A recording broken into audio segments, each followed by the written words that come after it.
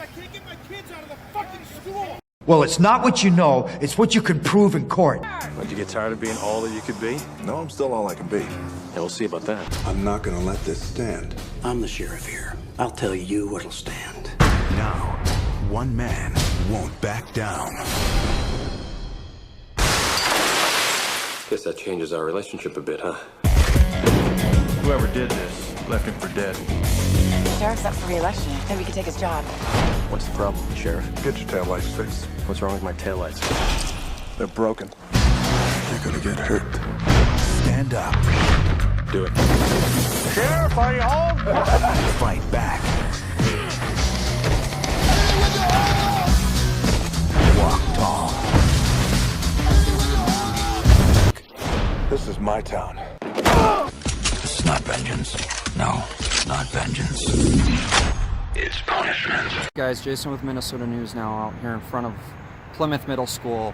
As you can see, the live streams earlier today, I have more footage that I'm going to be releasing here and more information. No matter how we slice this is very sad. But stay tuned with this. I'm going to be in front of another school to tell you something that already happened with Robbinsdale School District. This is like the third incident that I know of. Hey guys, Jason with Minnesota News now. Out here at North Point, which is a Robbinsdale School District in the city of Brooklyn Center, Minnesota, where in 2017 a kid brought a loaded handgun to an elementary school.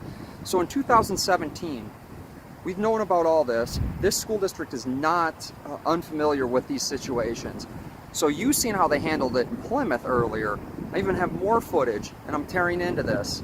So please stay tuned for the rest of this video because it just keeps getting better with Robbinsdale Area School District.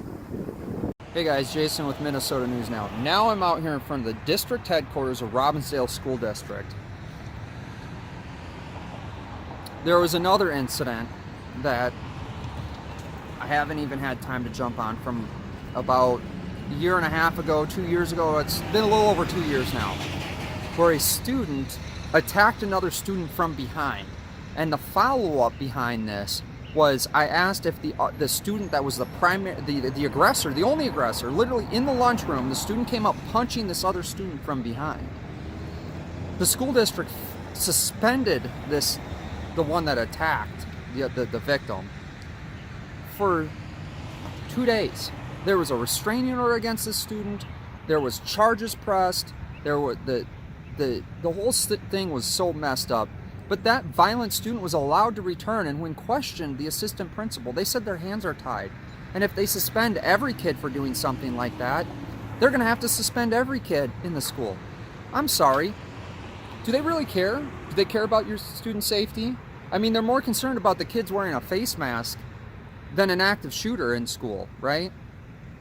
Where are our values? I'm still working on getting that video footage. It's a very sensitive topic right now and very sensitive issue, and I don't really want to push it from inside the school where you could see the bullet holes. I did see it. I can confirm it. I promise you it's there. I will see if I can get that video. But I also want you to understand with the school district, one thing that they have almost a month of sex ed training and maybe a couple classes on the Constitution and understanding our state and federal Constitution, which is the supreme law of the land of bar and chain government. You can also see on the back this video that I'm also attaching, where school officials are yelling at a dad that's upset. One thing too is, I'm pretty sure mainstream's not going to put this out there. The kids were locked down.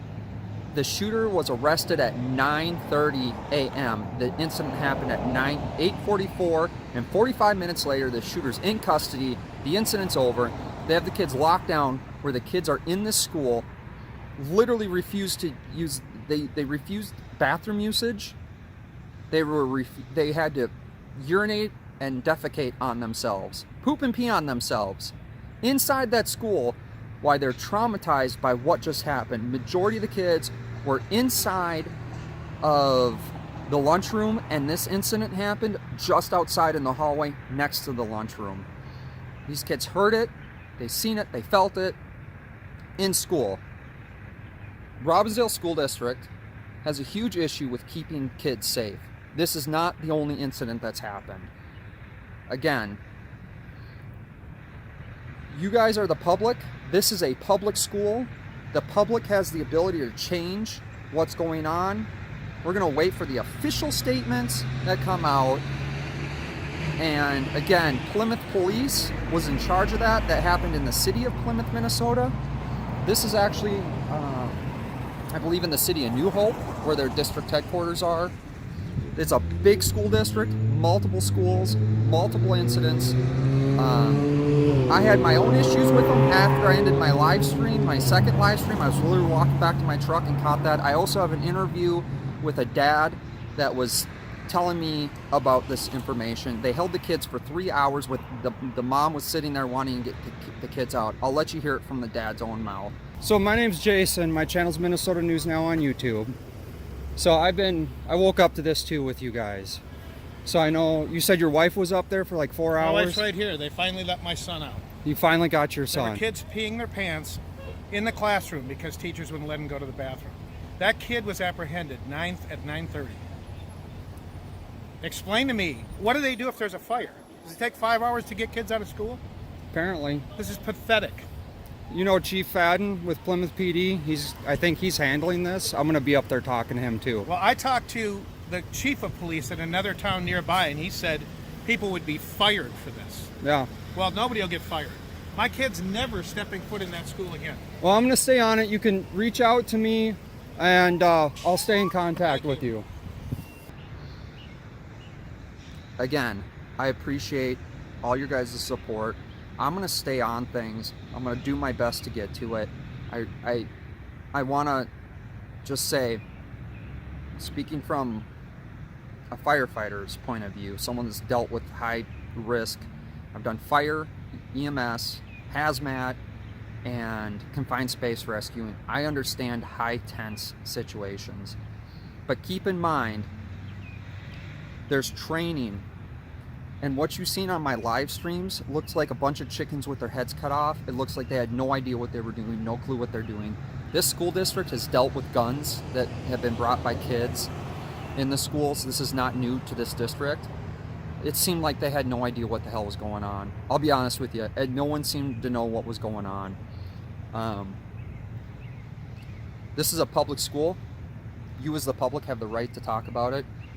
One thing I want to tell the parents of any kids that have gone through anything like this, you need to make sure, and this is me personally talking, that I've seen this firsthand.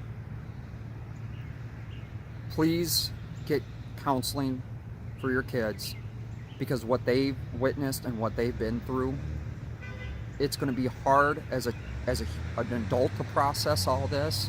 Make sure you guys get help for yourselves, counseling, talking to someone who's been through it that can help you through it, because it might not be affecting them right now. You might just see the beginnings of it, but please get some counseling, because grief counselors that are provided by these people are a joke. And reach out and talk to people. I'm gonna try to get some information on some counselors that are available for crisis counseling. No excuse for the behavior coming from some of these staff members that I've seen today. No excuse for some members of public safety. Now, I will tell you, there were great public safety there too, that handled things very right. Again, I'm very sorry for this tragedy, and I'm so glad no one was hurt. I'm so glad that the outcome of this was safe. Shooter was taken in custody at 9:30 this morning. Shooting happened at 8:45, 8:44-ish. Also, there was a fatality car accident. A lady got ran over in a wheelchair, literally about 4 or 5 miles away from this incident. I was unable to cover that because I was going right to the school. I didn't find out until after I was at the school. Otherwise, I would try and cover that. It's Monday. I hope we're done. Anyway, guys, I'm sending all my love, prayers to the family members that are affected by this. I hope you guys can process it and grieve the right way. I'm sorry to have to do this story. I don't want to do stories on this. Jason with Minnesota News Now out.